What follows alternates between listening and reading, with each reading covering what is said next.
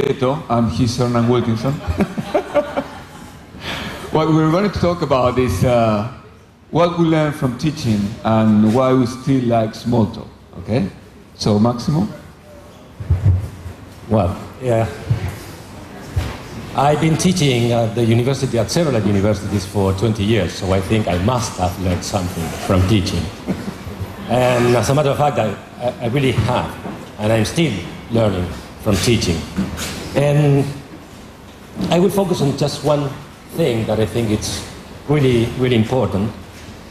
And it happens that whenever I start teaching a course on object-oriented programming, I almost always ask my students one specific question. And that's the question: what is a program? And almost always I get this kind of definition: a program is a sequence of instructions logically put together, blah, blah, blah, blah, which is kind of von Neumann or procedural definition. And I'm not talking about freshmen or beginners, because I didn't have the opportunity to teach to freshmen. So I'm talking about advanced undergraduate students and graduate students as well. And at some point, I began to think that there must be something genetic about this. Like, this kind of definition was flowing in the students' blood. And so I also think that it's like students don't use programming languages as a tool, but they were programming languages, even though these languages they do not fit them well. They are always too small for them. So they are really constrained by the language that they use. And what we feel is that they need to take it off, and we, as teachers, should help them take this language off and begin thinking in another way. And I guess it's not so different in industry. No, well, when I teach in the industry, I thought that, people with experience should know more, They should have learned how to solve the problems that we're still teaching at the university. You're waiting for people with real experience, but sadly it's not true. And sometimes it is even worse, because they get used to what they have without thinking about what they have. So I'm going to give a quick example of a very common problem that we see at the industry, and of course I'm going to show it in a language that the industry uses, Java. So what's the problem with these two pieces of code? It's not syntactically problem, it's not a semantic problem, but when I ask what the problem is about this, they don't understand that, or they don't see that they have repeated code. It is the same thing doing twice. And they don't see that it is the same thing. The only difference is that in one case we are looking for the customers that starts with H, and in the other case the accounts that are overdrawn. But that's what it does. And they don't see it because they think that repeated code means, for example, repeated text. But in reality, repeated code means repeated patterns of collaborations. So, what is the problem? The problem is that they don't see that they need an abstraction to solve it. They don't see that they are forgetting an object to put all the idea that is repeated in that code in one place and name it. So, okay, why? I mean, how do we remove that repeated code? Because, okay, once you see, okay, we have repeated code here, and you ask, how do you remove it? How do you take that code out and create an object? And they go, huh?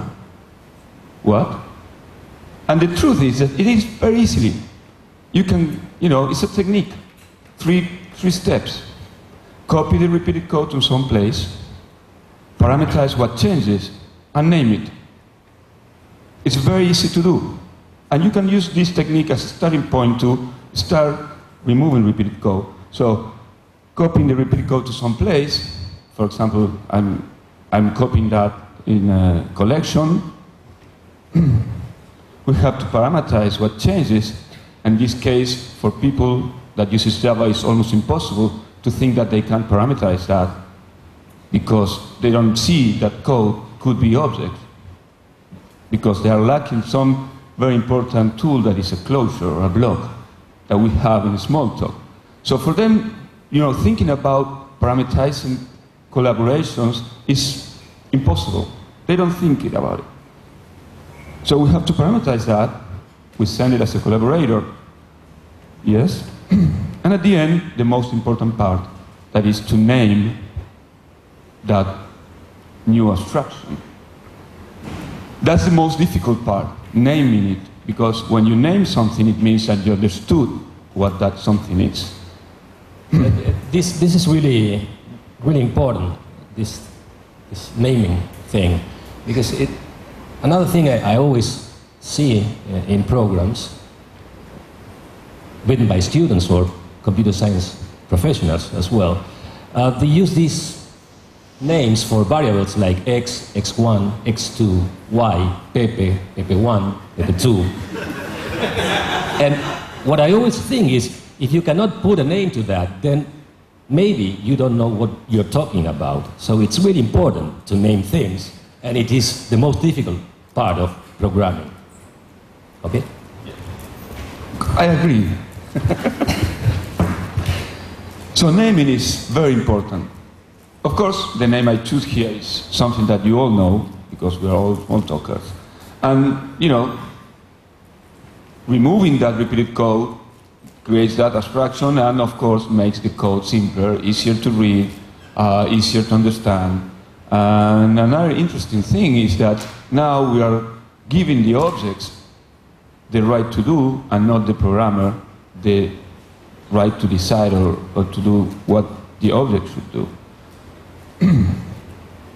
So, let's do some reflection. Why didn't we see, the Java programmers, why didn't we see the duplicated code, and why didn't we come with a solution? That's the common question I do when teaching. So a Java programmer doesn't see the duplicated code because they are used to do it all the time. They're used to read it in all the textbooks. They're used to see it in all the examples. That's the common way to do it. So they start to think about the programming language as a corset. They are wearing the programming language. They are not using it. They are not, taking a step back and thinking about what they are doing. They're just copying what they see other guys doing. And sometimes not just a corset, but a straitjacket as well. And of course, why don't they come with a solution? Well, because in this case, they don't have a tool to come up with a solution. You don't have closures in Java, so it's impossible to think about a solution like that. They don't have it. They don't have the tool to solve it. So here the question is, so what's the problem? Is the language the problem? The maturity of the language the problem? Or is the maturity of the programmer the problem? Why a programmer that would have been taught about functional programming, for example, where a closure is very common, don't see the same thing when they're using Java? And what about Smalltalk? Do we have the same problem or not? Well, sometimes we have. Sometimes when you see code written by Smalltalkers, they're still using ifs, whiles, or not realizing that they have repeated code. They don't create those abstractions. So it is not only a problem of the language. No, I think it's mainly a programmer's maturity problem. And I think that every programmer should ask himself or herself these two existential questions. To if or not to if, to while or not to while. And that's why I decided to call this the Hamlet syndrome. And this is exactly what we mean when we talk about maturity of programmers. because it is up to programmers to use an if or a switch construct for branching decisions in a program, or to reify concepts into polymorphic objects and make them do these branching decisions. And to while or not to while, as Hernan showed us in his example, again, it is up to programmers to use a while or a repeat until or a for construct for iterating and doing it again and again and again, or just relying on collections for doing iterations. So we think that students should think in an object-oriented way and take the courses off. And this is another issue that we think it's really important. Many students, most of the students, and many people in the computer science industry do not realize that real object-oriented programming is declarative and not imperative. And this is quite interesting, because it is an issue of programmers versus objects. Who makes the decisions about what is executed and when? If it is programmers who make the decisions by using control structures, then it is programmers who are telling the computer what to do and when to do it. But if it is objects who take these decisions, then it is the objects who tell the computer what to do and when to do it. And I think it's your turn. Okay. So, how can we change this? What do we need instead of what we need? What do we need? Well, one of the interesting things that we usually say about how to make that change is to start thinking about programming language without reserved words. Why do we need a for as a reserved word? Why do we need a if to be a reserved word? Why do we need a try and catch to be a reserved word? And if you make an analogy with natural languages, and you think, how many reserved words do we have in Spanish? Or in English? None. So why do we have to have reserved words in a programming language? The other very interesting thing is to talk about reflection and metaprogramming. You know, people still don't understand what that is. And not only at the industry, not only our students, but also our colleagues. I had a meeting a few weeks ago with a bunch of professors at the university, computer science professors. We were talking about the curricula of the career.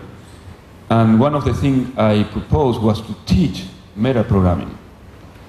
And I had to teach those professors what metaprogramming was, because they didn't have an idea, they didn't know what I was talking about.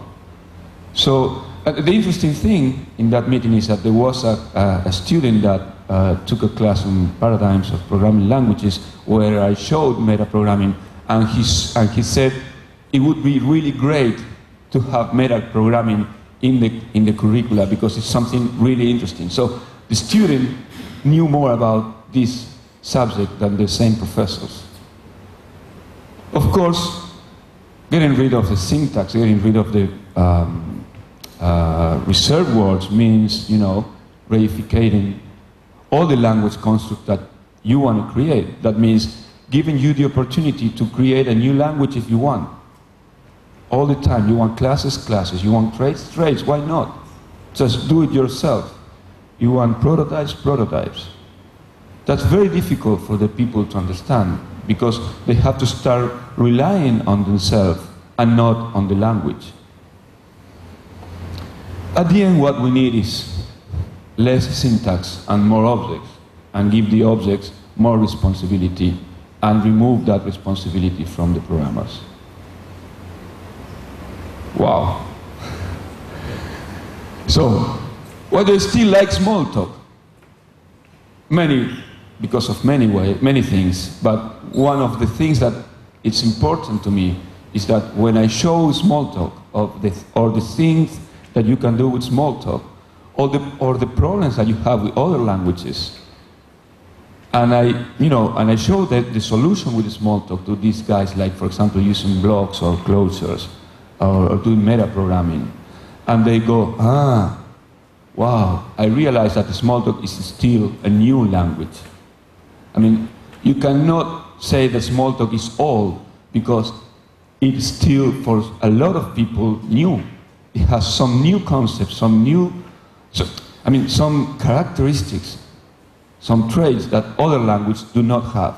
And that's why I still like Smalltalk, and I like to show it, because I get the from the students. And I think that's important. So, Maximo, what do you still like Smalltalk? Well, in my case, I think it's a more personal reason. Because when I got my first Smalltalk, and that was back in 1992, I spent some time figuring out what was going on there. And at some point, I had an epiphany, just like Dr. House has in every episode, every week. And I felt, while having this epiphany, I felt like this, like what Antonin Artaud described in a very poetic way, of course, that certain something that lies halfway between the background color of my typical atmosphere and the tip of my reality. That was the kind of feeling I was having at that moment.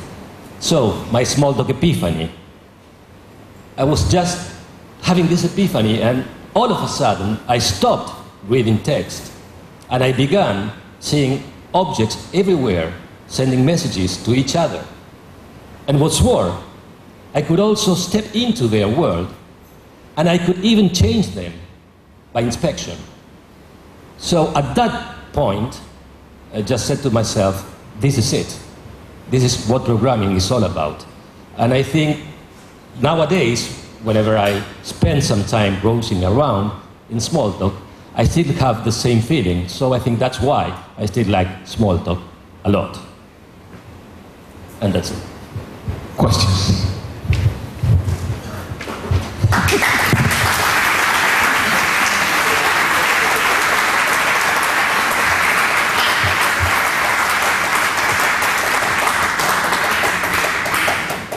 Questions? No questions?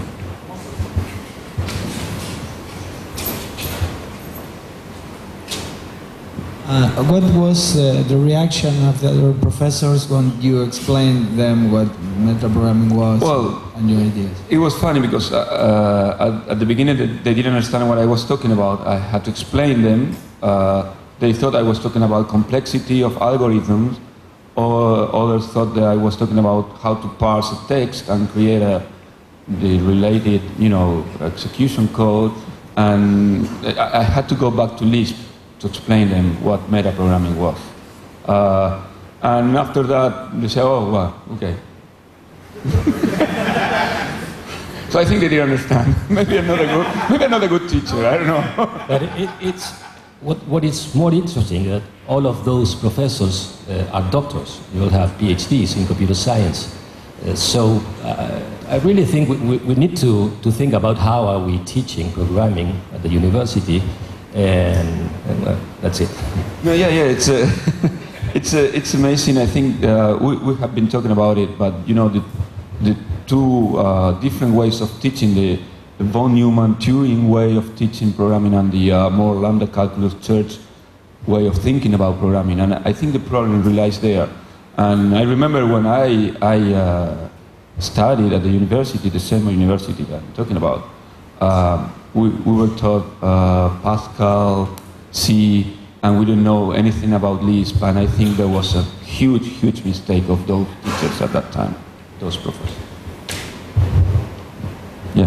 So I liked a lot your vision, Maximo, of seeing the objects, seeing the messages back and through. And I've been doing objects for a while. Like I've done logo where the object is there, and you see it all the time. And then I've done like things on direct manipulation of graphically direct manipulation and talking to objects, not just on the spectre, but there in the world.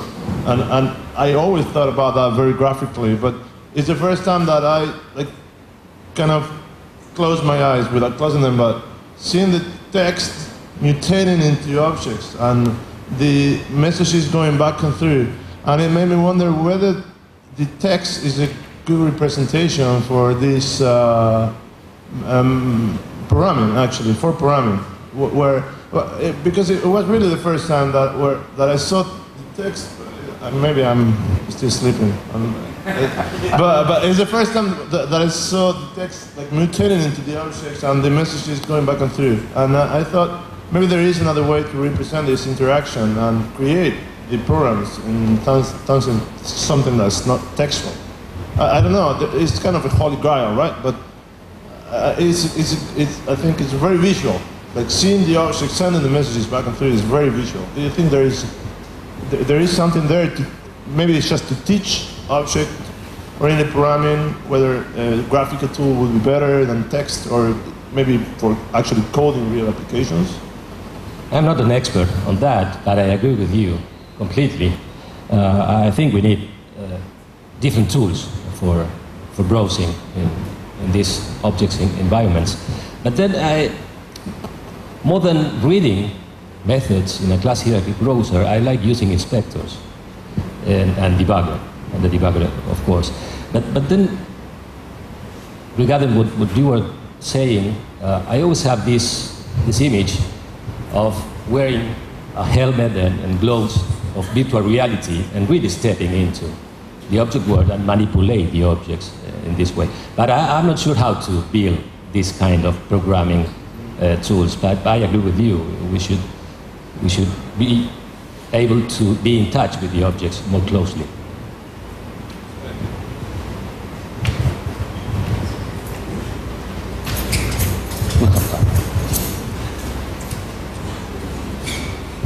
La hago en español. Bueno, primero felicitarlos porque es como un puntapié para reflexionar sobre nuestra actividad, la charla muy buena.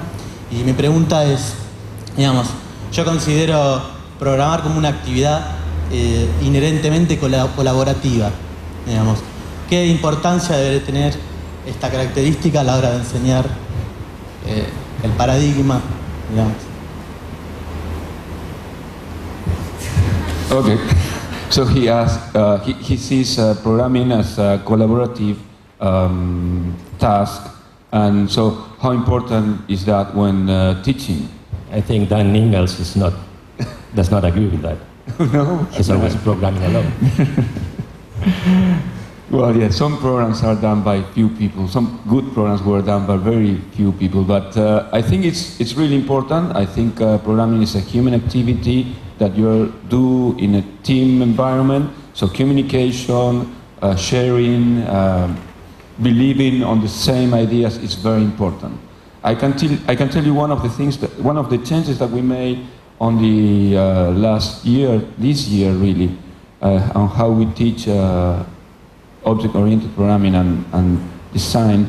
And one of the things we changed was in the practical classes, we just go directly to the computer and they have to solve in pairs problems that are specified by tests.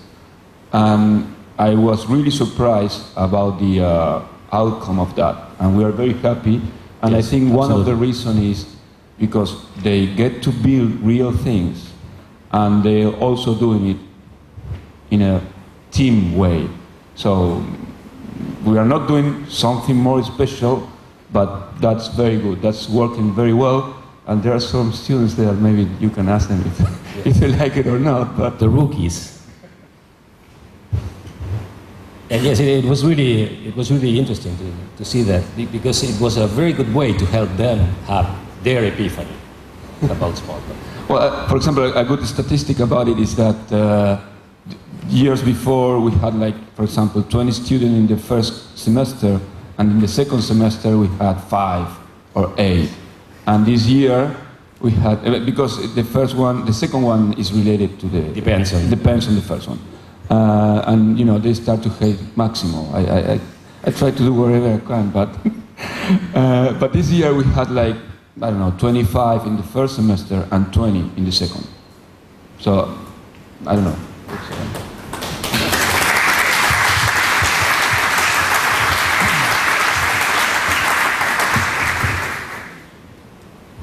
Okay, no more questions?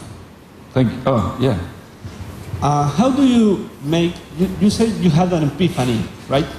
How do you make the kids in the university or whatever to have that same epiphany? No, because they've always learned with a language that is text that compiles, and how do you make them see that there are only objects and messages, and do you have a technique to achieve that, or? Not sure if it is a technique, but I try hard to do it.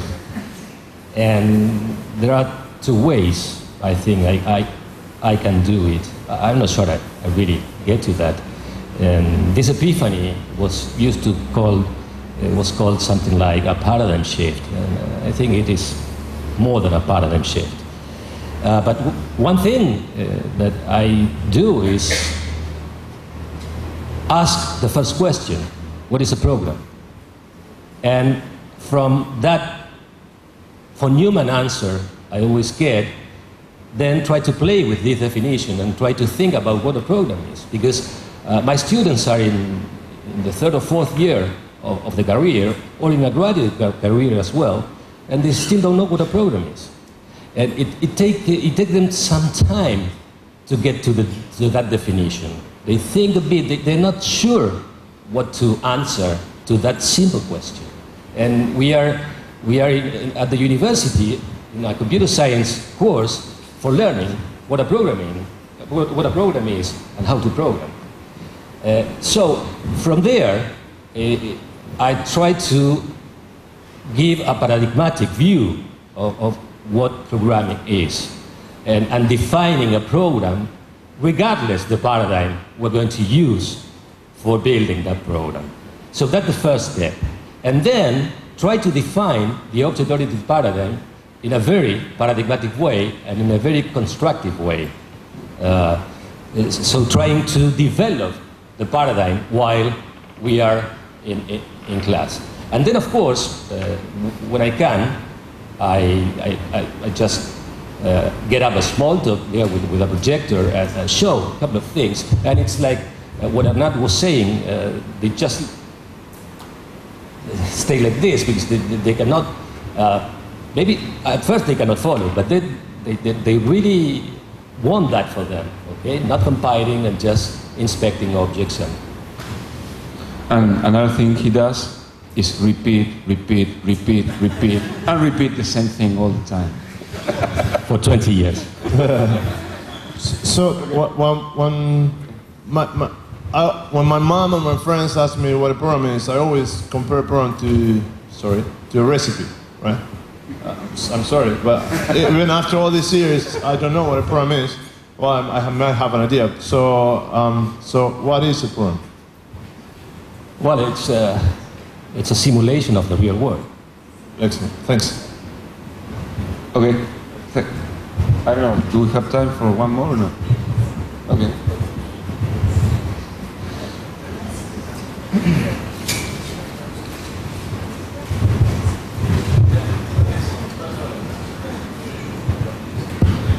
Te quería preguntar, ya que las técnicas como la metaprogramación son unas técnicas muy poderosas y se pueden llegar a resultados sorprendentes, me parece que hay un problema en el sentido de que requieren más disciplina por parte de quien las realiza.